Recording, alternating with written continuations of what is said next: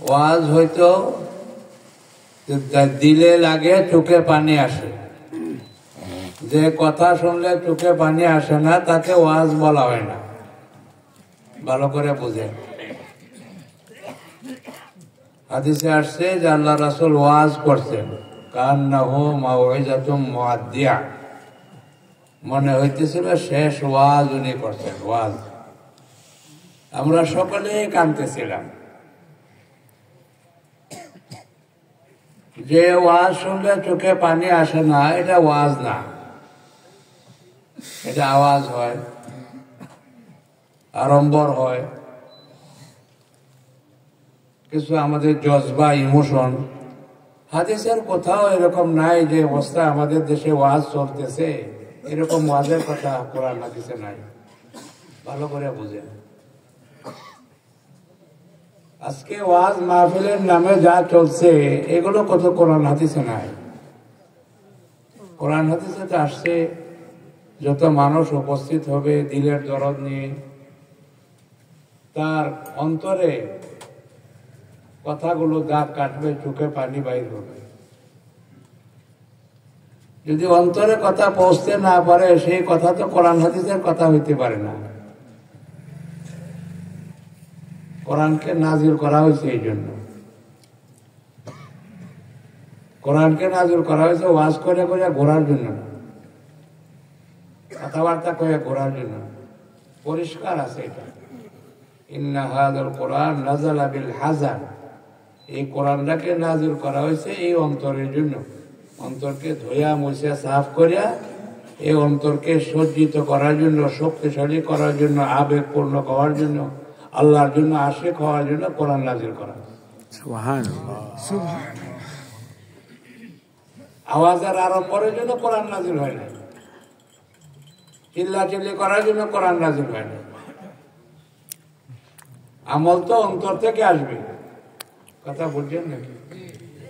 ছেলে বিদেশে থাকলে অনেকদিন পরে আসলে দেখলে চোখে পানি আসে, কি করে আসে কি না? ঠিক আছে।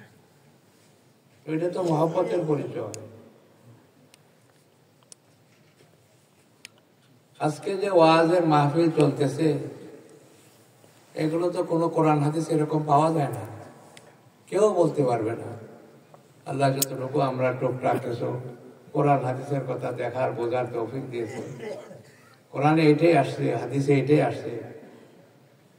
7 পারার মধ্যে আয়াত আছে কোরআন শরীফ, আল্লাহ বলছে তারা যখন কোরআন শুনতো সবাই কাঁদতে কাঁদতে পেরেশান হয়ে যায়। নবীর উপরে যখন কোরআন নাজিল হয়েছে যারা শ্রোতারা ছিল সবাই কাঁদতে কাঁদতে পেরেশান হয়েছে। তাদের দিলে দাগ কাটছে, তাদের মহব্বতে চোখে পানি আসছে। কোরআনে বলছে, অন্য জায়গায় বলতেছে একজন কোরআনকে হাতে নিয়ে 3 বার বেহুশ হয়ে পড়ে গেছে। কোরআন দিলে আসর করছে, বেহুশ হয়ে গেছে 3 বার, একবার না।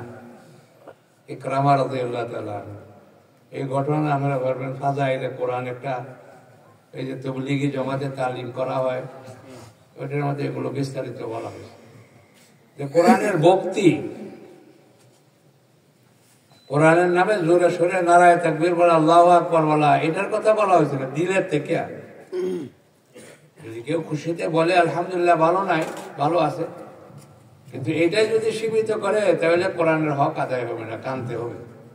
কান্দার হুকুম করছে আল্লাহ। কথা বলতে বোঝেন না?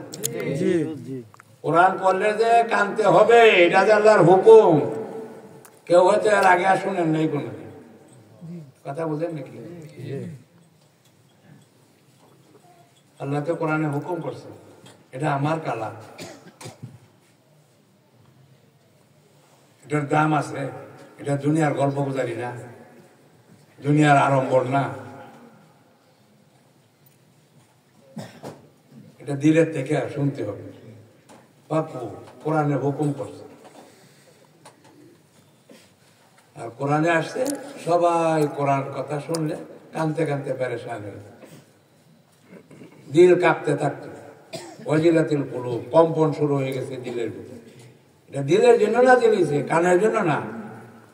কানে সুন্দর লাগবো, কানে তো সুন্দর লাগে গান শুনলে,